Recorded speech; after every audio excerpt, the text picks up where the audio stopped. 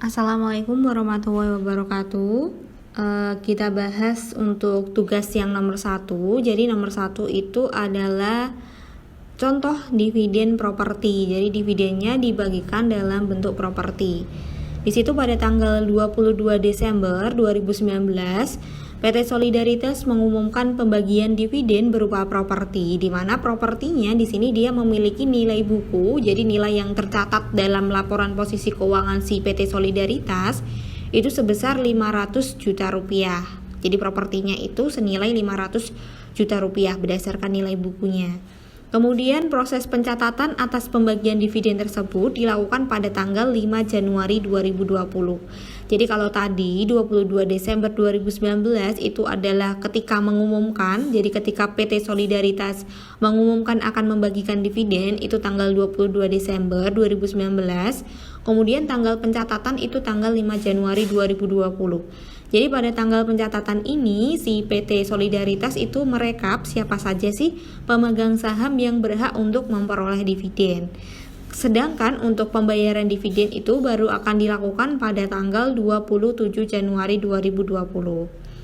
Nah, ketika pada tanggal pembayaran, PT Solidaritas itu membayar dividen sesuai dengan nilai wajar dari propertinya. Jadi bukan berdasarkan nilai bukunya.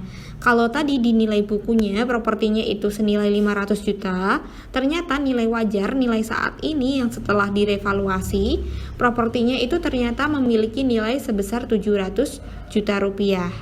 Berarti di sini ada kenaikan sebanyak 200 juta rupiah. Berarti nanti pada saat pengumuman dividen jurnalnya yaitu pada tanggal 22 Desember 2019 di sini ada penambahan investasi ekuitas di mana investasi ekuitas bertambah di sisi debit sebesar berapa? Sebesar 200 juta rupiah.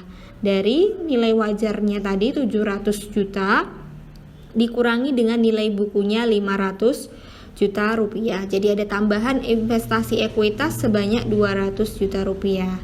Sehingga nanti untuk akun yang bagian kredit itu adalah unrealized holding gain or loss, di mana di sini adalah income berupa pendapatan.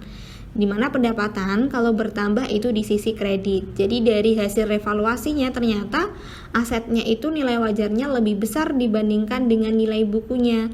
Sehingga nanti selisihnya itu nanti akan dicatat sebagai pendapatan yang menambah investasi ekuitasnya sebesar 200 juta rupiah. Kemudian untuk pencatatan pembayaran dividen, pengumuman dividennya sendiri di sini maka jurnalnya nanti adalah yang bagian debit itu adalah laba ditahan atau return earning sebesar berapa? Sebesar 700 juta rupiah.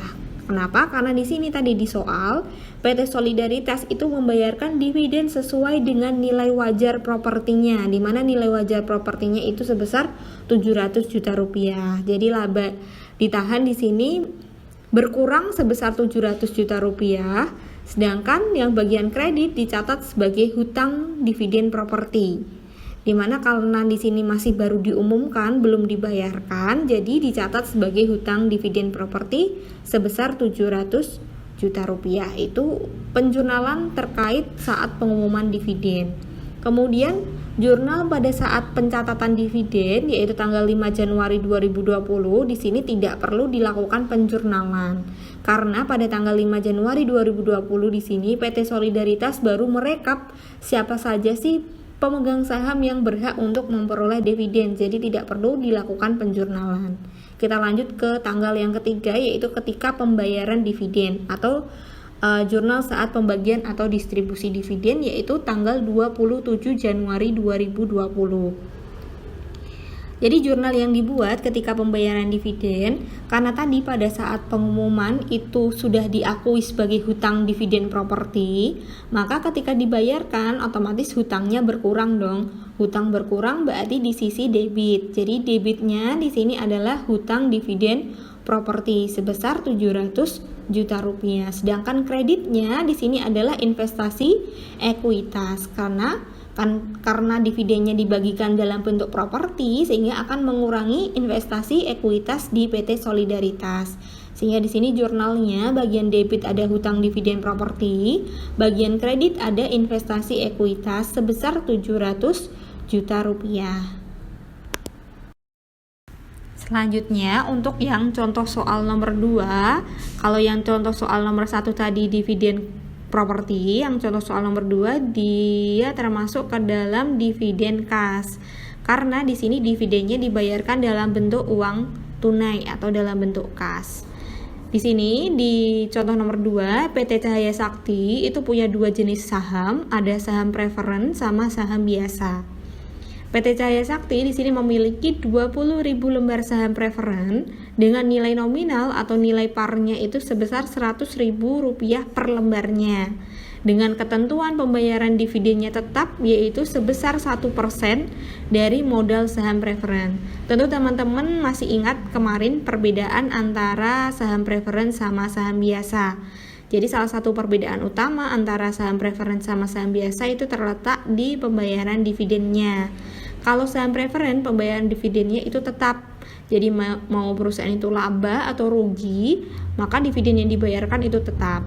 Dan di sini PT Cahaya Sakti untuk pemegang saham preferen dia berhak memperoleh dividen tetap sebesar 1% dari modal saham preferen. Dan juga selain ada saham preferen, PT Cahaya Sakti juga menerbitkan saham biasa, di mana di sini dia menerbitkan 100 lembar saham biasa dengan nilai nominalnya sebesar Rp50.000 per lembar. Kemudian jumlah dividen kas yang dibagikan di sini ada 3 tahun. Tahun pertama itu Rp20 juta, tahun kedua Rp25 juta dan tahun ketiga Rp80 juta. Dividennya ini setiap tahunnya selalu diumumkan pada tanggal yang sama, yaitu pada tanggal 1 Januari. Jadi tahun pertama itu 1 Januari, tahun kedua dan tahun ketiga juga sama 1 Januari. Kemudian pencatatan dividen dilakukan setiap tanggal 25 Januari, sedangkan untuk pembayarannya baru dilakukan pada tanggal 1 Februari. Di sini teman-teman diminta untuk membuat jurnal terkait dengan dividen yang dibayarkan oleh PT Cahaya Sakti. Maka langkah pertama yang harus teman-teman lakukan adalah mengklasifikasikan berapa sih dividen yang dibayarkan untuk pemegang saham preferen dan berapa dividen yang dibayarkan untuk pemegang saham biasa. Jadi misal di sini tahun pertama dividen yang dibayarkan kan sebesar 20 juta. Jadi kita klasifikasikan terlebih dahulu berapa untuk saham preferen dan berapa untuk saham biasa. Di soal diketahui bahwasanya untuk pemegang saham preferen dia memiliki keutamaan atau spesial di sini di mana dividennya itu tetap sebesar 1% dari modal saham preferen. Berapa modal saham preferennya? Tinggal teman-teman kalikan. Di sini 20 lembar saham preferen, jadi jumlah lembar saham preferen yang dimiliki PT Cahaya Sakti yaitu 20.000 lembar dikalikan dengan nilai nominal per lembarnya yaitu Rp100.000 sehingga ketemu modal saham preferennya itu sebanyak 2 miliar. Berarti kalau modal saham preferennya itu 2 miliar, berarti dividen yang dibayarkan 1% dari 2 miliar berapa? Yaitu 20 juta rupiah. Jadi ternyata pada tahun pertama si PT Cahaya Sakti itu cuma membagikan dividen 20 juta rupiah.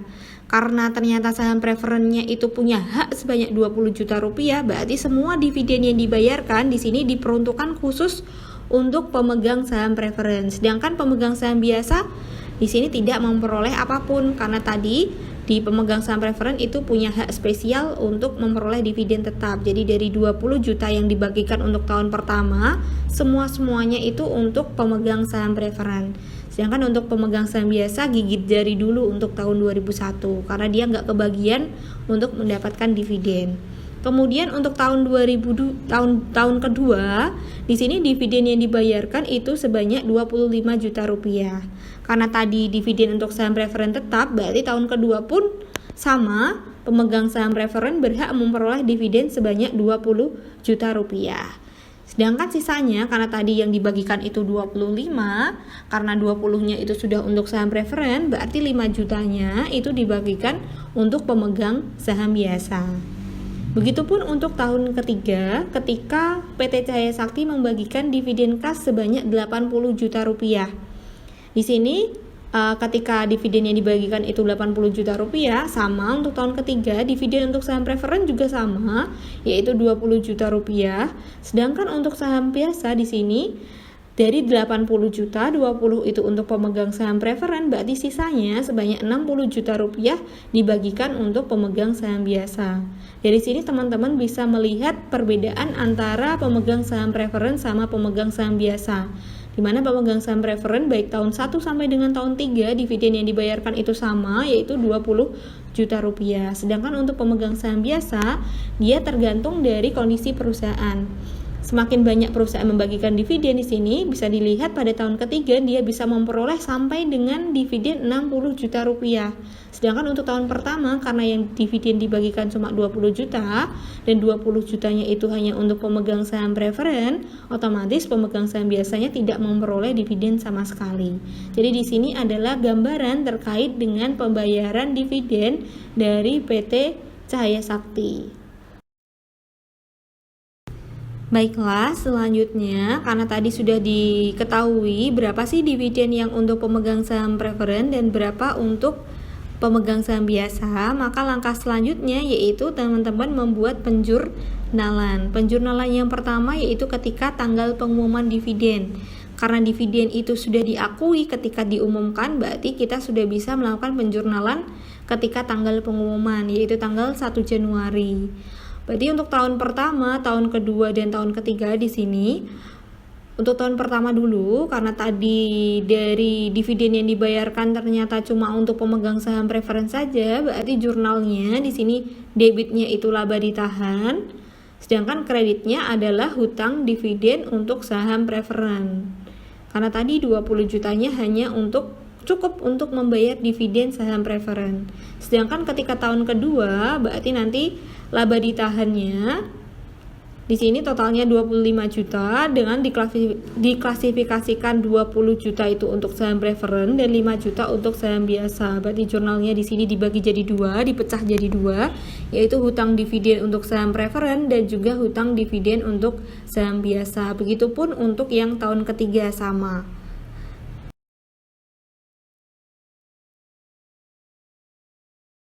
Selanjutnya, di sini langsung tanggal pembayaran dividen. Kenapa? Karena untuk tanggal pencatatan kan tidak perlu di jurnal, jadi tidak perlu dibuat jurnal. Di sini kita langsung penjurnalan ketika tanggal pembayaran. Sama karena tadi waktu diumumkan itu sudah diakui sebagai hutang, maka nanti ketika pembayaran hutangnya berkurang.